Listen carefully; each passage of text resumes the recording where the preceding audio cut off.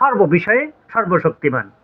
কি মন্ত্রী, কি মিনিস্টার, কি প্রধানমন্ত্রী, সবার চেয়ে আল্লাহ সুবহানাহু ওয়া তাআলা সর্ববিষয়ে সর্বশক্তিমান। একটু জিকির করো আল্লাহ আল্লাহ আল্লাহ আল্লাহ আল্লাহ।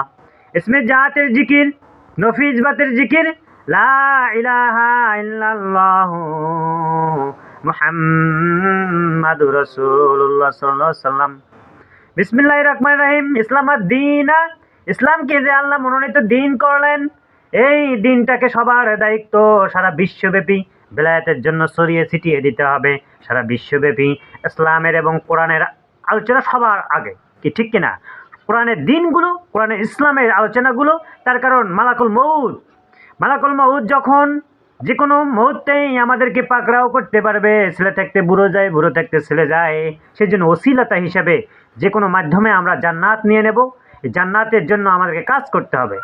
সেই জন্য কি করতে হবে? ইসলামাদ্দীনা, সর্বশেষ নবী হযরত মুহাম্মদ সাল্লাল্লাহু আলাইহি সাল্লাম এবং নবী করিম সাল্লাল্লাহু আলাইহি সাল্লামের এই ইসলাম ধর্মের প্রবর্তক আল্লাহ